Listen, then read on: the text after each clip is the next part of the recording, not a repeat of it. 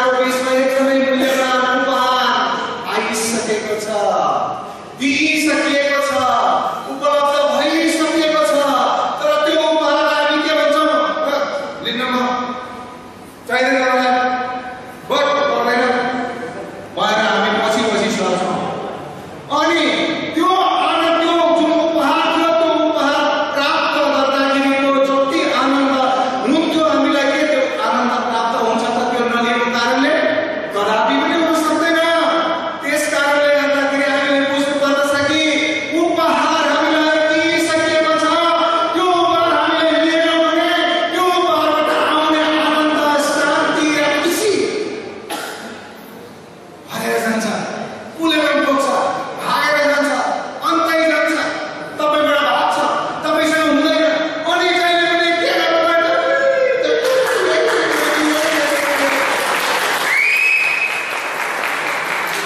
त्यही नै आनन्द र शान्ति दिने गिफ्ट, उपहार, क्रिसमसको उपहार के हो त्यो? न त मोबाइल हो, न त कुनै क्यामेरा हो, न त कुनै चामल हो, न त कम्प्युटर हो, न त कुनै एलसिडी प्रोजेक्टर हो, न त कुनै डिभिडी हो, डिभिडी प्लेयर हो, केही पनि होइन। त्यो गिफ्ट प्रभु येशू ख्रीष्ट हुनुहुन्छ, हामीमा दिइसकिएको छ। हालेलुया। अनि यही गिफ्ट हामीले लिन सकेनौँ भने, यही उपहार हामीले स्वीकार गर्न सकेनौँ भने, हेर्नुहोस्, उहाँ शान्तिदाता हुनुहुन्छ। उहाँले भन्नुभएको छ म शान्तिदाता हुँ भनेर। उहाँले भन्नुभएको छ यसैयाको पुस्तकमा पनि भनिएको छ।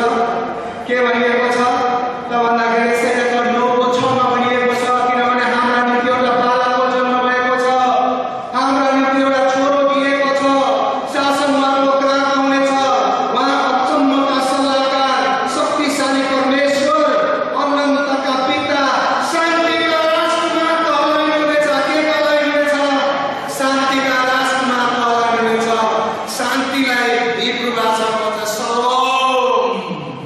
अनि यो सलोम चाहिँ आउँछ येशूबाट, प्रभु येशूबाट यो सलोम आउँछ। त्यसकारण तपाईँले कति शान्ति चाहनुहुन्छ?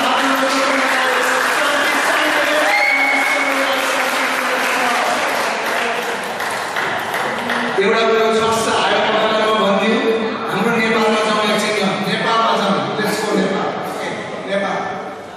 नेपालमा वीरेन्द्र राजा भएको बेलामा तपाईँको कति जन्मिया थियो, कति जन्मिया थिएन।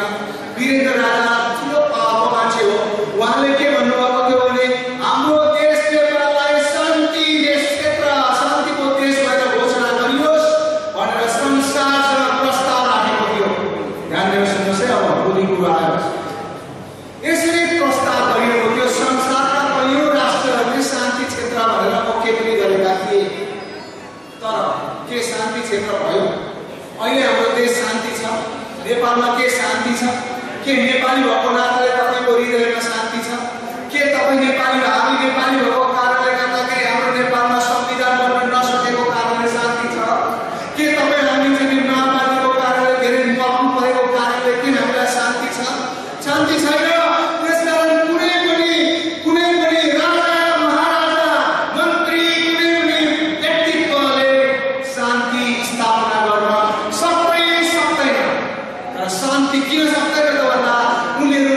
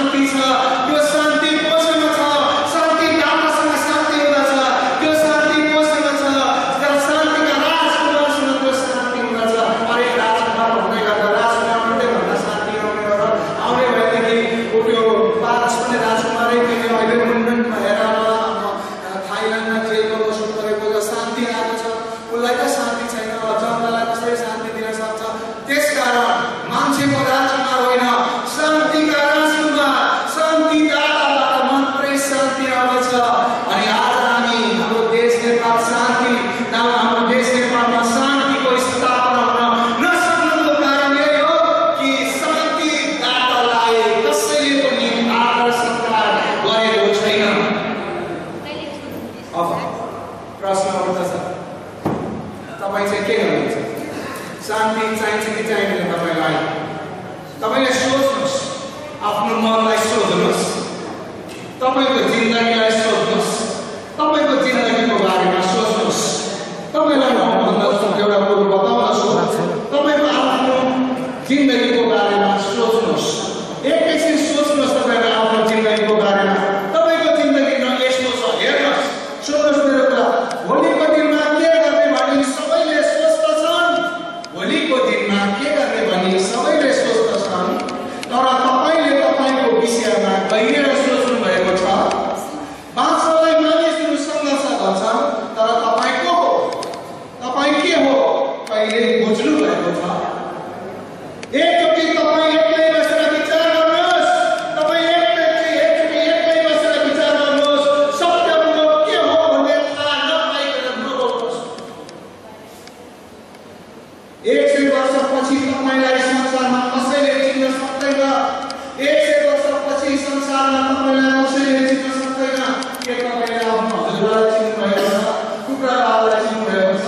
100 वर्ष अगाडि उनीहरूले तपाईँको लागि कति महिने खादिए, के त्यसको लागि तपाईँ धन्यवादी हुनुभएको छ? छैन। भोलि तपाईँको हुने हालत त्यस्तै हुन्छ। 100 वर्षपछि तपाईँलाई संसारमा कसैले चिन्न सक्दैन। तपाईँलाई चिन्ने मानिस मरेर जान्छ, फेरि सबै हिँड्न सक्दैन। संसारको जीवन यस्तै नै रहेछ हजुर। संसारको जीवन त यस्तै नै रहेछ। बितेर जानेछ माटाको शरीर, यस्तै नै रहेछ। माटाको शरीर फेरि माटालाई नै खिचेर लानेछ। के तपाईँको आँखाले सक्दैन? के तपाईँको आँखाले सक्दैन यो कुरा सुन्दा? अब 100 वर्षपछि सबै आफ्नो पहिचान गुम्नेछ र जीवित सन्तानले नचिनेको कारण तपाईँलाई तपाईँको कुरा सबै भुल्नेछ। तपाईँको हो के गर्नुहुन्थ्यो केही सम्झना हुने छैन। तपाईँलाई सम्झेर आफ्नो मान्छे फेरि कहिल्यै हुने छैन। याद गर्दैन कसैले तपाईँले कति कमाउनुभयो, कस्तो गाडी किन्नुभयो, कस्तो घरमा बस्नुभयो। बिर्सिदिन्छ सबैले कुन समयमा कुन कारणले गर्दा सधैँको लागि खस्नुभयो।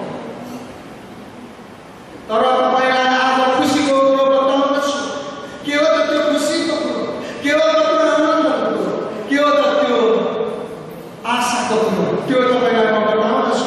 हृदयको सबै डर सधैँको लागि हटाउँदछु।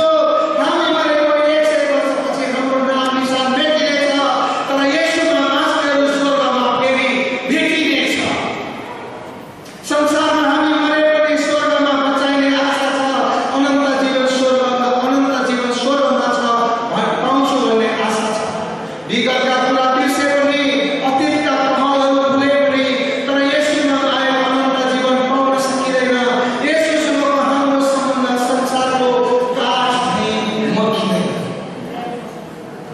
हाम्रो जीवन बिते पनि, लगाएको माया टुटे पनि, आत्माको मिलन छुट्ने छैन। संसारको जीवन सकिए पनि, समस्याहरू उठे पनि, येशूको साथ छुट्ने छैन। मानिस जन्मन्छ मर्नको लागि, अझ पनि कोही छैन, तर येशूमा जिउने मानिस फेरि कहिले मर्ने छैन। शान्तिमा जिउनेहरू ख्रिस्टले तपाईँलाई खोजिरहेछन्। यस शान्तिमा जिउनेहरू, शान्ति चाहनेहरू ख्रिस्टले तपाईँलाई खोजिरहेछन्। अशान्तिमा शान्ति दिन बोलाइरहेछ।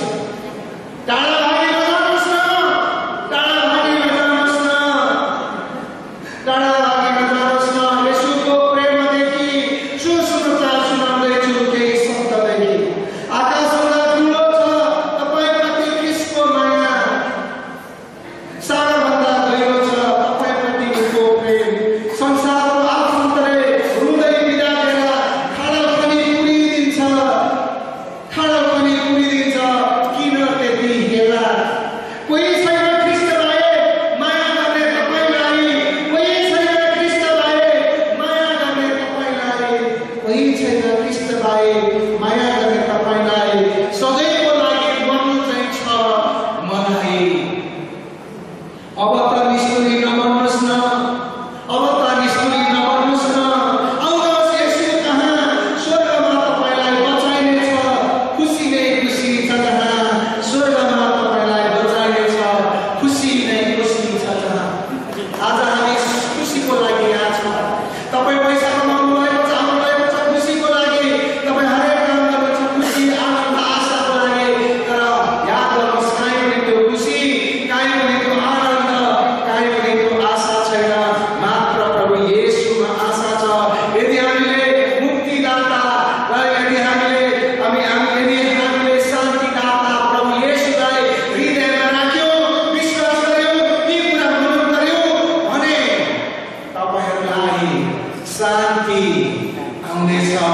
यस्तो शान्ति आउनेछ